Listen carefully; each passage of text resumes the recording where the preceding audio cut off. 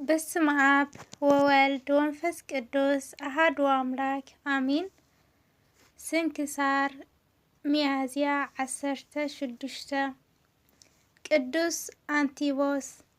በዛ መዓልቲ እዚኣ ኤጲስቆጶስ ሃገረ በአርማ ዝኾነ ቅዱስ አንቲቦስ ብሰማዕትነት አዕረፈ።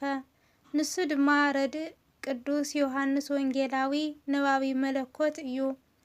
ኣብ ዘመን መንግስቲ ንኢየሩሳሌም ዘፍረሳን ኣብ ግዝኣቱ ካብ ኣይሁድ ሰብ እኳ ፈጺሙ ክሳዕ ዘይይረኣይ ንኣይሁድ ዘጥፍኦምን ኣብ ልዕሊ ርእሱን መንግስቱን ስለ ዝፈርሕ ድማ ካብ ውልደ መንግስቲ እስራኤል ዝኾኑ ንብዙሓት ዝቐተሎምን ወዲ አስባስያኖስ ግማትያኖስ ነበረ።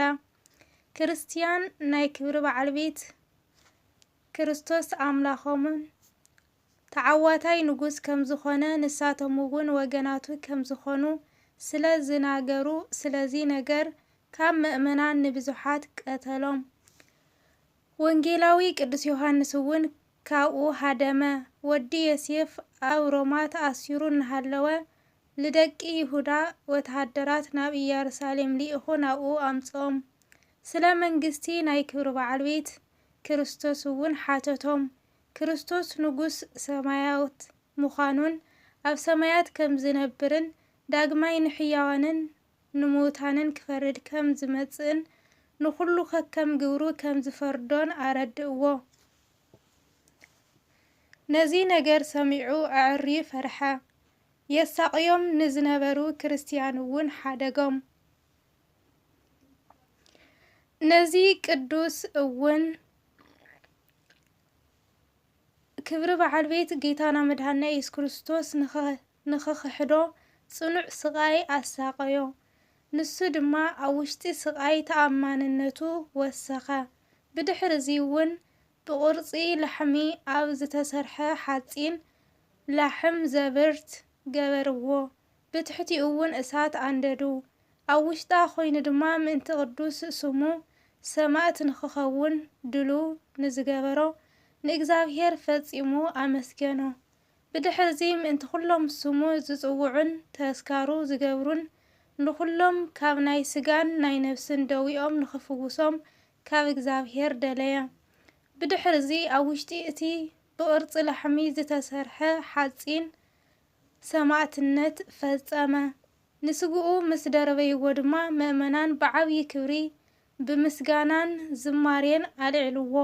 ኣብ ውሽጢ ቤተ ክርስቲያን ኣቕመጥዎ። ኣብ ቤት ማእሰርቲ እንተሎ ድማ ካብ ቅዱስ ዮሐንስ ወንጌላዊ ብኣኣ ዝናዘዞን ዘጻናንዖን እሙን ካህን ሕያዋይ ጓሳ ዝብሎ መልእኽቲ በጽሖ። ካብኡ እውን ሰማዕት ከም ዝኸውን ኣረድኦ። ምስ ሃዋርያት ሰማዕታትን ተቐጺርካ ኣለኻ እውን በሎ። ካብኡ ካብ ንኩሉ ብእምነት ዝደልዮ ጥቕሚ ዘለዎ ኣዝዩ ምዑዝ ዝኾነ ናይ ሽቱ ቅብኣት ክሳዕ ሎሚ ካብ ስጉኡ ከም ዝውሕዝ ብዛዕባኡ ተነገረ። በረከቱ ምሳና ትሃሉ ንዘለዓለም ዓለም አሜን።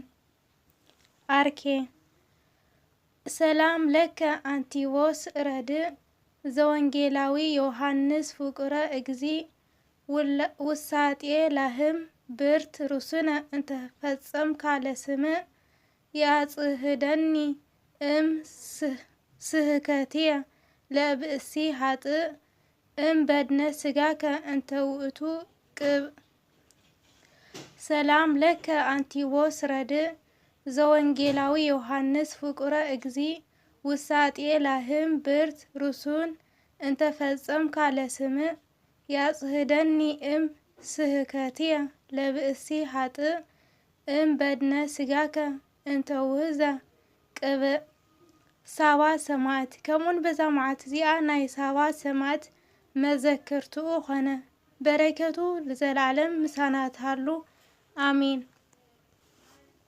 ንእግዚአብሔር ምስጋና ይኹን። ናና እውን ብጸሎት እዞም ቅዱሳን ይምሓረና አሜን። ስንክሳር ሚያዝያ 17 ሐዋርያ ቅዱስ ያዕቆብ ወዲ ዘብዴዎስ። በዛ መዓልቲ እዚኣ ሓውን ወዲ ዘብዴዎስ ወንጌላዊ ዮሐንስ ዝኾነ ሐዋርያ ቅዱስ ያዕቆብ ብሰማዕትነት አዕረፈ። እዚ ድማ ኣብ ውሽጢ ሃገረ እስያ ምስ ሰበኸ ብሰላም ሓቀኛ ኣምላኽ ጎይታና መድኃኒና ኢየሱስ ክርስቶስ ናብ ዝተበተኑ 12 ነገድ ወንጌል ንኽምህር ወፀ። ንሳቶም ድማ ንሕድሕዶም ዝመረጽዎም ዘስሕትዎም ጣዖታት ደኣ ነበርዎም እምበር ሓደ ኣምላኽ ዘምልኹ ኣይነበሩን። ኣብ ትሕቲ ቄሳር ስልጣን ተሸይሙ ዝነበረ ሄሮዶስ እውን ሽሞቱ ዘዕብየሉን መንግስቱ ዘጽንዐሉን ግብሮም ንኽኸፍሉ ኣዘዘ። ንሳቶም እውን ብዙሕ ገጸ በረከት ይህቡ ነበሩ። ያዕቆብ ግና ናብኣቶም ምስ በጽሐ እግዚአብሔር ፍልጠት ቋንቋ ኩሉ ፍጥረታት ሂብዎ እዩ እሞ ብናይ ዓዶም ቋንቋ ሰበኸሎም። ናይ ሰብ ቋንቋ ጥራሕ ግና ኣይነበረን ዝፈልጥ፣ ናይ እንስሳትን ናይ ኣራዊትን ናይ ኣዕዋፍ ሰማይን ቋንቋ እውን ይፈልጥ ነበረ።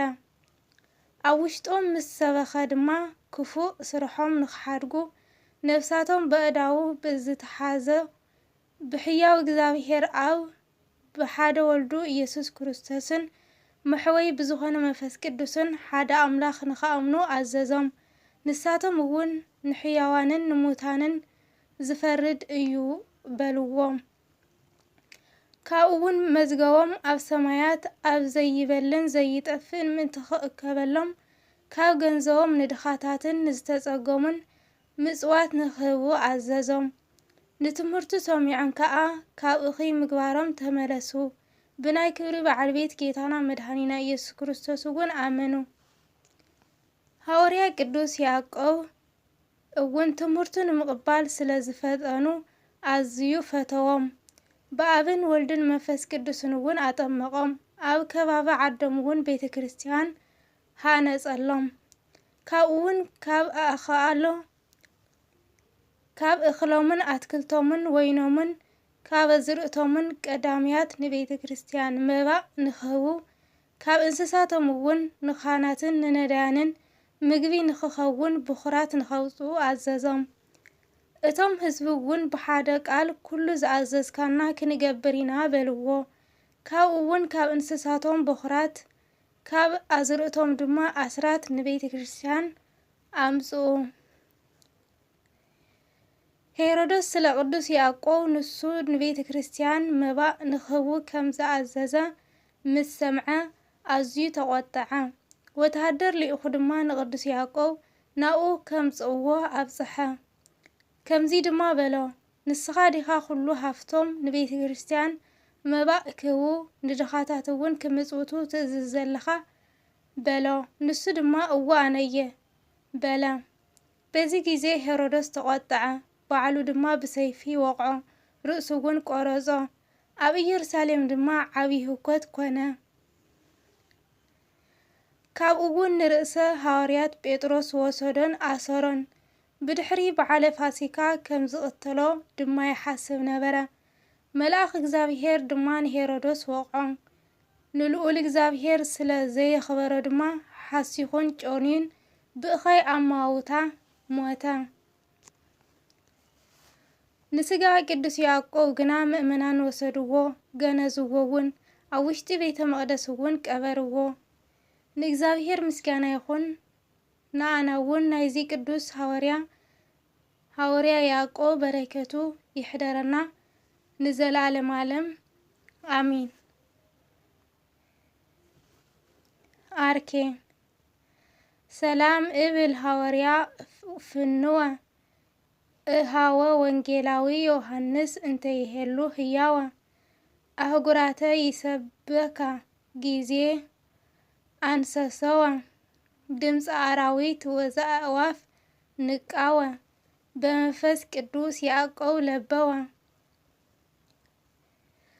ሰላም እብል ሐዋርያ ፍንወ እህወ ወንጌላዊ ዮሐንስ እንተይሄሉ ህያወ አህጉራተ ይስብክ ጊዜ አንሰሰወ ድምፀ አራዊት ወዘአእዋፍ ንቃወ በመንፈስ ቅዱስ ያዕቆብ ለበወ።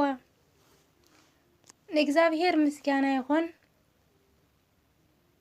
ለአና እውን ብጸሎት እዞም ቅዱሳን ይመሓረና ንዘላለም ዓለም አሚን አሚን አሚን። ስንክሳር ሚያዝያ 16 ስንክሳር ሚያዝያ 17 አውዚ ተፈጸመ። ናይ ኩሎም ቅዱሳን በረከት ረድኤት ምስ ኩለና ህዝበ ክርስቲያን ይሁን። ወስብሐት ለእግዚአብሔር ወለወላዲቱ ድንግል ወለመስቀለ ክቡር ንዘላለም ዓለም አሚን።